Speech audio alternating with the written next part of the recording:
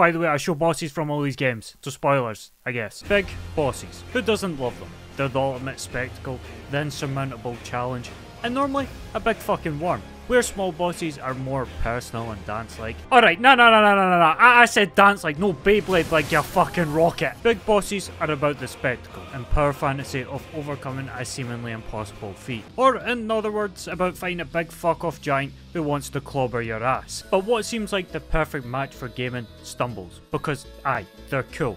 That's not for dispute. But more often than not, you're going to be asking why the fight's been directed by Quentin Tarantino. Which, if you don't get that joke, it's because he likes feet! Because big boss battles are infamous for camera issues, QTEs, or having to slap some rodent shins for 15 minutes straight. However, if they're done right, big bosses can deliver on some of the coolest and most memorable moments in a game. Because the sheer thrill of a raging methadone addict the size of Big Shaq shites bolting towards you is pretty fucking mint.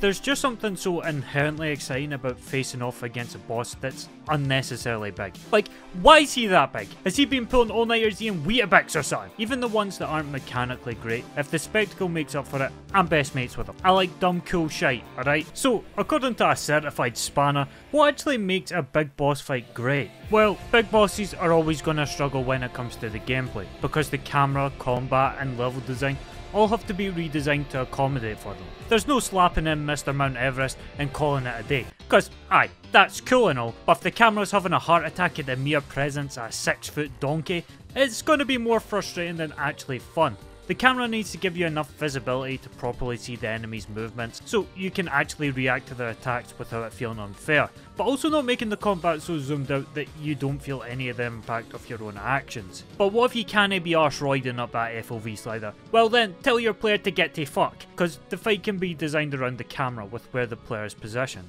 Sure, it's pretty much have unlimited freedom with this, and melee-focused games can have the player on elevated platforms to keep vital parts of the boss in frame, whilst retaining that tighter camera. But admittedly, this doesn't work in every situation, and can sometimes take away from the scale if you just end up scrapping with some guy's head. Also, mate, it's a big boss, so use that camera to frame the boss in the most imposing ways as much as possible without sacrificing the gameplay. Emphasise that scale, even if it's just during on-rail set pieces or cutscenes. After all, making these fights feel large and intimidating are a big part of what makes them so memorable.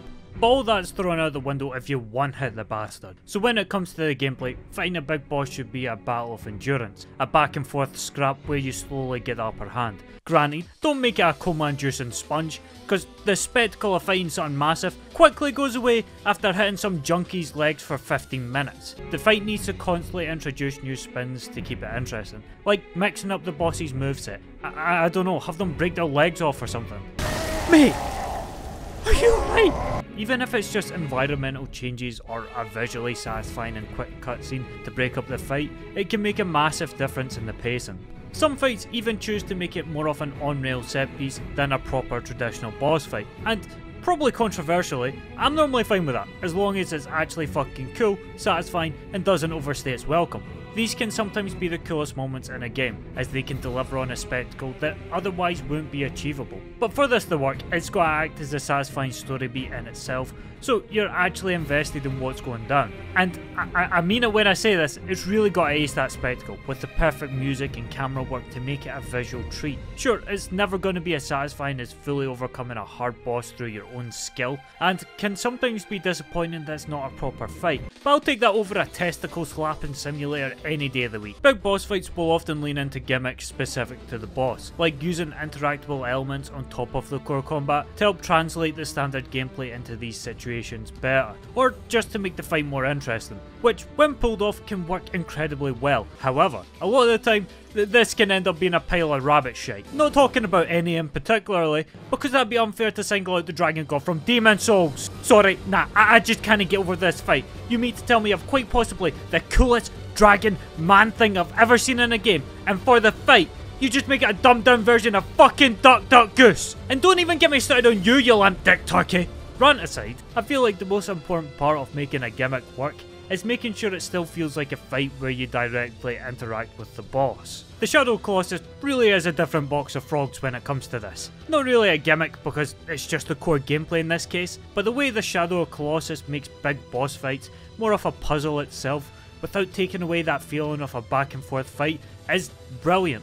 It makes every fight feel unique while still delivering that triumphant moment. Another staple of the big boss are weak spots, which, despite being a bit overused at this point, they still act as a good way to give the player some tactile feedback other than chipping away at a large health bar. They can also help direct the fight, framing the boss without directly taking away the player's control. But yes, these can easily be lame, and I don't use that word fucking lightly. They're hard to get right, and a lot of the time can end up taking the fun factor out of a boss. So I'm asking nicely when I say this, don't make it a fucking checklist of slapping all their glowy bits, alright? And finally, the unsung top lad of big boss fights is the level design, because this is also a balancing act. Otherwise, you'll end up with a bed of shite. The arena needs to be big enough so that it's not frustratingly cramped that it becomes an obstacle itself, but not to the point the boss loses its presence. Again, it depends on how aggressive the AI is, because you've got mad lads like Radan who is fucking committed to predator missiling you from orbit no matter where you are. But yeah,